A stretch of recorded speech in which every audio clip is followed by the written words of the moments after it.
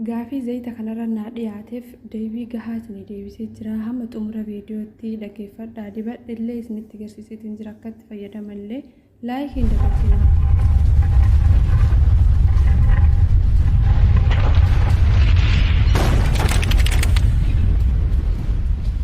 Assalaamu alaikum warahmatullahi wabarakaatu. Nageenyi badhaadhaa obboleewwan kiyya bakka nagee taatan gaafii keessaan karaa tiktookaa gara yuutuubaa cufa isaanii deebisa.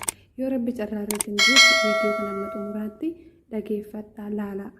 Maqaa isaallee iddoo itti argamullee faayidaa isaallee irraan isinii deebi'a. Maaliif jennaan viidiyoowwan ani hojjedhe keessaa kan gaafii baay'atu isa kanaadha. Isiniif hin galillee ta'e hin beeku. Viidiyoo kana immoo kan tiktook irra gallakkise waan diqqishuudha. Kan gara yuutuubaa gallakkise garuu daqiiqaa 10 ture. Achi dhaqxanii garuu waan hin dhaggeeffatiniif asiin gaafiin baay'ate jechuudha. Maraafuu ammallee dibadhillee isin garsiisa. Akkasuma mootuyyuu ammas isinitti hima jechuudha bakka inni itti argamu zayita dabbaa guddisa jedhee kana dura isiniif gadhiise kana jechuudha. Ammaani zayitichi kana fakkaata. Ingiliffa dubbifadhaa isiniin jennaan hin diddanii mitiire ani bara ni dubbisa. Garuu beekumaan malee jechuudha. Bi'oo noor jedha as biratti ingiliffi isaa maqaan isaa bi'oo noor jedha. Hayyee namni akka kiyyatti ingiliffa dubbistan as bahuu dandeessan. Kosmootiksii jedhama malee bi'oo noor kosmootiksii jedha. Hayyee arabiidhaan illee kalxat zayuut takbiiral ardaaf jedha. Kalxaa yookaan zayita walitti eda'amee jedha. Kosmootiksiin kunilleen dibata garaagaraa jechuudha. Akkasuma immoo suuqa kosmootiksii qofaatu jira. Suuqa wantoota dibataa rifeensaa, kan qaamaa, kan fuulaa, looshinowwan garaagaraa suuqa akkasii keessatti ni argama. Mooliin kamuyyuu keessa ni jira. Moolii keessaa immoo isin bakki isin gaafachuu qabdan iddoo wantoonni akkanaatti gurguramanii jechuudha. Moolii seenanii bakka agartee wal fakkaatu jira, waan wal fakkaataa qabutu jira waan ta'eef. Akkasuma kana kanatu namaan dubbifadhaa. Innaa faayidaan isaallee akkuma isinitti agarsiise kana faayidaa hedduu qaba. Dhugaa dubbatuuf boqoo fa'aa ittiin maasaajii gootanii jennaan yeroo gabaabaa keessatti garaagarummaa isaa argitan irra caalatti immoo harma fa'aa baay'ee guddisa jechuudha. Harma jigallee ol qaba jechuudha. Dhugaa dubbatu maaliif maasaajii ittiin gootan jechuudha. Wanti kamuu sababa malee fi faayidaa malee wanti hojjetamee lafa kanarra deemu hin jiru jechuudha. Wanti itti yaadee hojjetamu hunduu faayidaa qaba. Faayidaa mataasaa qaba immoo. Kana jedhamee osoo dhiidee yookaan amma kun dibadhu jedhamee dibataaf hojjetamee osoo dhugamee yookaan faayidaan qabu ta'a. Dhugaatiidhaaf hojjetamee osoo dibatamee faayidaan qabu ta'a. Kanaaf iyyuu ni dhugama kanaan jettee na gaafattanillee ni jirtan. Hin dhugamu ni dibatama. Sarbaarratti dibatanii maasaajii qaama keessan guutuu xirriq gootanii sirri bareechistanii maasaajii godhachuu ni dandeessan. Ni bareechisallee qaama keenya ni waxxara jechuudha. Akka walitti shubshub hin jennellee ni taasisa. Fuula fa'aa baay'ee bareechisa jechuudha. Miidhaginaaf illee baay'ee barbaachisaadha jechuudha. Zayitiin kun gosoota zayitii walitti eda'amanii kana durallee isanii himeetiin jira. Majmuu'a zayitii jedha. Zayitii gosoota zayitii walitti eda'amanii al-inaayaa wa takbiira sadr wardaa akkuma kanaan dura isiniin jedhe ammallee gosoonni zayitii walitti eda'amanii maal fa'aadha isinitti fakkaate. Wasfaa magribiiti kun jechuudha. زيت طبيعية زيتي هلبة زيتي حبشي زيتي قبو زيتي شمبرة كفكاتو إذا كان دوره صورة حبسني وجد لسنا زيت القمعة جدا ممكن مربوط تجرتن جدا كنو إننا كنو دبي ديستان كاميرا نسني بسرعة الجرا ديبي سني ديبي صورة بعد ما نفيد دوغا في كرا يوتيوب karaa tiktookaa baay'ee gaafii keessan dhugaa qabdan namni nama gaafate yoon deebi koomentiin immoo deebisuudhaaf yaadee ture irra deebi'amee immoo gaafii akkasiitu naa deebi'a waan ta'eef tokko deebisee tokkollee bakka tokko akka viidiyoo hojjedhuuf qabee kanaaf iyyuu obboleewwan kiyyaa dhaggeeffadhaa viidiyoo kana ilaalaa itti fayyadamaa hamma ta'een immoo dibadhallee isin garsiisa keessattuu harma fa'aa jechuudha. Harma akkasuma qaama guutuu dibadhaa ni qaama keessan sarbaa harma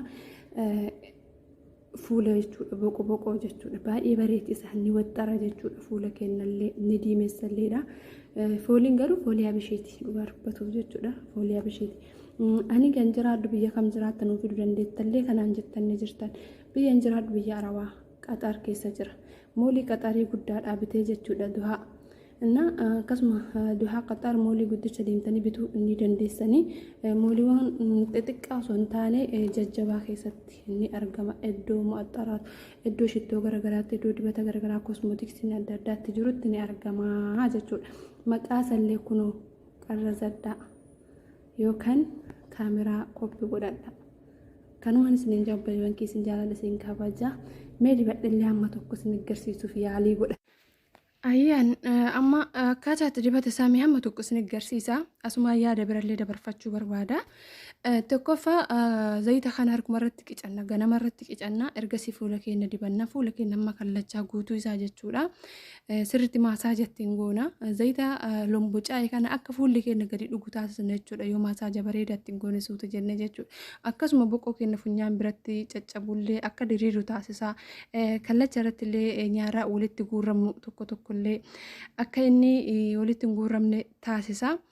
Diriirsa jechuudha. Miidhaginaaf illee deeminaaf illee waan baay'ee faayidaa qabeessaadha zayitiin kuni. Dhugaa dubbatuuf zayitiiwwan wantoonni waliin dabalaman hundi isaa kan miidhagina illeef oolanii irra caalatti ammallee harmaa keessan fa'aa osoo ittiin dhidhiibdanii akka kajigallee ol qabamu kan jirrellee akka guddatu taasisa jechuudha.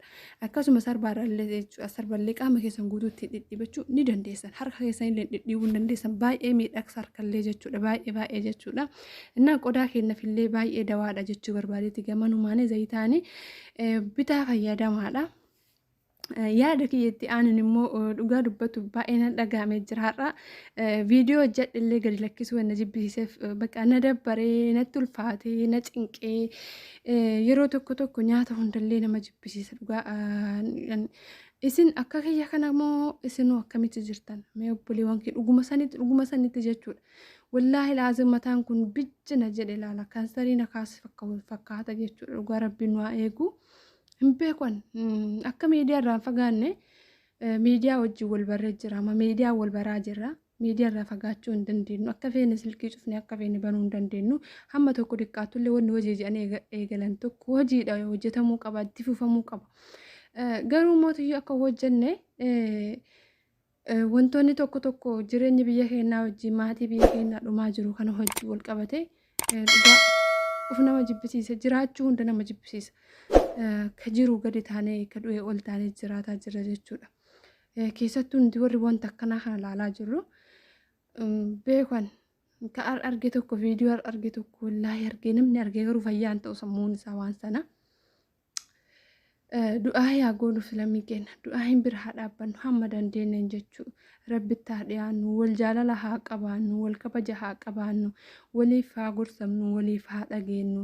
Har'a yoo gorsan boru waan biraatitti deebi'uu kanarraa haa fagaannu. Micatii tokko jira ganda tiktookaa kanarratti baay'ee gorsamtee turte. Ijoollee diinii rabbi baratan shamaraatiin illee gorfamtee turte. Eda garuu haaluma saniin itti deebitee micattiin kun waan hin taane haasaa bulte ergita yoo ta'e liiviirratti. Ammallee mootuu eda sagantaa liivii ustaazota ture jechuu ustaazota garee markaza barnoota diinii kana jechuudha. Achirratti obboleeyyan keenya yaamamanii asli seenee ijoolleen keenya tokko seenanii dhufuu dide jechuu namni subhaanallaa akkama dibadee nama kuma tokko eege. Garuu micattiin sun arrabsoo jalqabde jennaan yoosuu osoo micattii san jalaa hin bahin namni kuma tokko galee dhaggeeffataa ture jechuu arrabsoo micattii sanaa san. Kana maaliin laallaree hammam tokko akka fagaannee jiru jechuu hankam gurri keenya kayrii dhagahuu jibbee jira jechuu. Gurri keenya waan badaa fokkataa malee waan kayrii dhagahuu didee jira jechuu. Natti fakkaata jechuu. Kanaafiyyuu obboleewwan keenya hamma danda'ame tokkoon kayrii irratti olaa jabeessinu sharrii kana warra sharrii hojjetan kan hamma tokko ballagaa haa deemnu. Jalaa yaa'uu haa guddisnu, jala deemuu haa dhaabnu. Dhugaa dubbatu numatu kayrii irraa fagaatee kayrii nurraa fagaataa jirti. Numatu rabbi irraa fagaatee addunyaan tun nutti jabaataa jirti malee waan biraa miti. Mee nagaan naa turaa viidiyoon keessatti tole laayik gochuun